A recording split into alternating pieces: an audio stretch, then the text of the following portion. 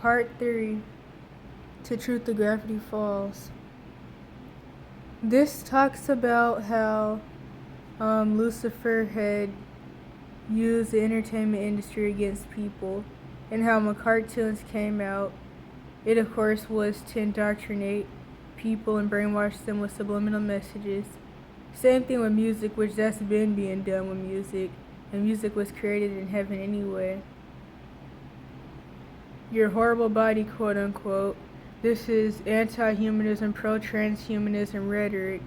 And transhumanism starts off with demons making people feel like we're not good enough being in the image of God and we need to change ourselves.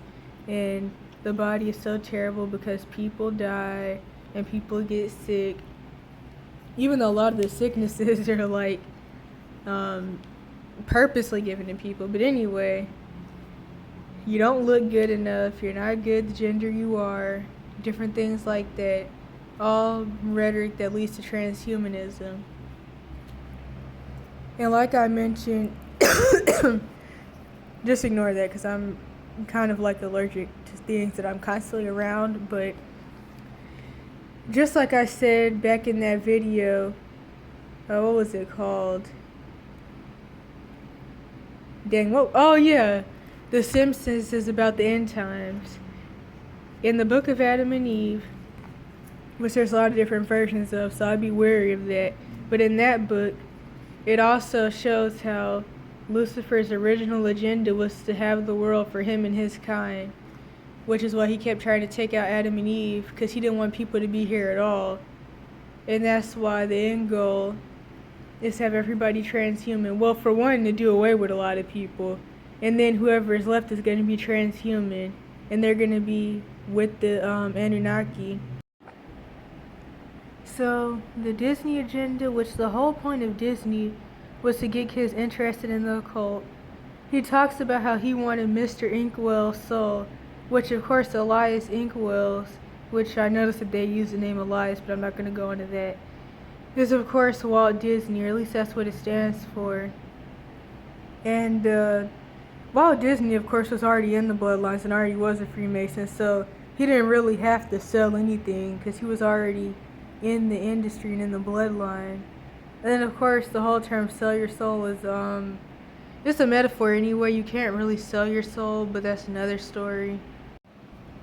I also noticed that with the whole music industry agenda, they have the real Yasharel at the forefront, and I'm assuming that band represented the Jacksons, or maybe even some other group that I really don't know about. But anywho, we all know that the music industry pushed the feminine thug persona agenda.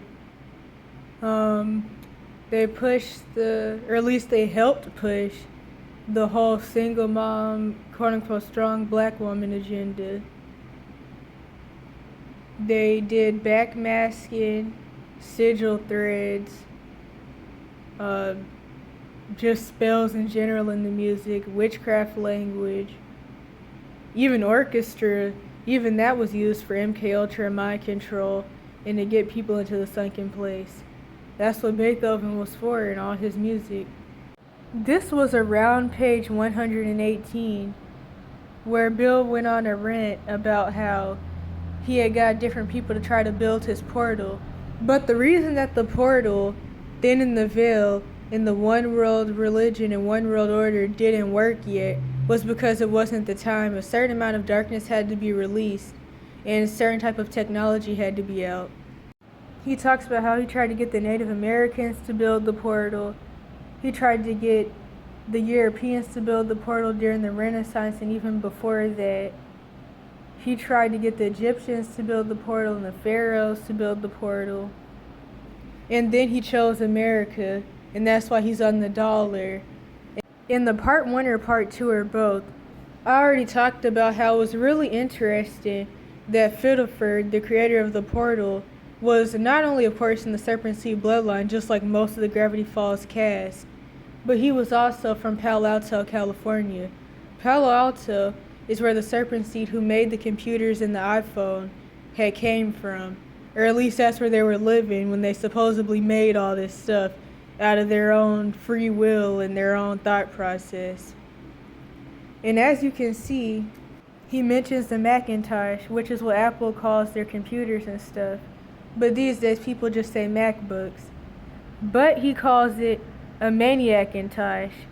And that's because he calls his little puppets that he uses his quote-unquote hench maniacs. And he says that they're his gang members.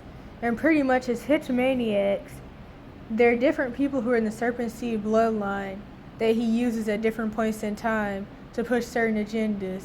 Or even people that aren't in the bloodlines or aren't Freemasons, which usually they're both, so they're in the bloodlines and they're Freemason. And I forgot to mention in the part 1 and part 2 that the Pines family are Scottish Rites. There's actually a lot of Scottish Rite lodges in Oregon, which of course that's where Gravity Falls takes place. It makes sense because a lot of the Serpent Seed are Swedish, Irish, and German. And of course other ones are French, or they're Turkish, or they're Russian, they're Ukrainian, etc. But a lot of these ones, especially like the ones that Gravity Falls revolves around, are Swedish, Irish, and German. And notice that he refers to our feet as quote-unquote hooves because he wants us to be in his image anyway. And that also makes me think about the point of heels. The whole point of heels and boots, or at least certain types, is to get women's feet to look like goat hooves, and even dudes. Because since traveling off and on from the East Coast to the West and etc., I've noticed a lot of types of boots that people specifically wear on the West Coast, where it made even more sense, the whole goat hoof thing, because there's boots that literally are made to look like goat hooves specifically, like where you can tell and you don't have to like second guess or think about it. And men and women actually wear them. And you'll also notice this dude right here. Obviously this whole page is picking at Ancient Aliens on the History Channel. But this dude right here in the bottom, he's one of those people too. He's in the Serpent Seed bloodline, of course. And he's been used throughout the years. I don't even know if this show still comes on or not. But he's been used to push this narrative that the Anunnaki were gods or that they were quote-unquote aliens. Because just like Aleister Crowley said, one day demons were going to be called something else, which that something else is aliens. And so, yeah. It's funny that they would throw that dude in here. I can't lie though, Alex Hirsch is a funny guy. And he wrote this book with the other people he wrote it with, knowing that most people don't know how to think for themselves enough to actually know what Jack in this book means. And they just read through it and they're like, oh, this is funny. Or how people just watch the show and they're like, well, it's just a cartoon. I never knew till recently how many people really just thought Gravity Falls was just like some type of weird joke. But the universal laws say they have to tell you what they're doing before they do it.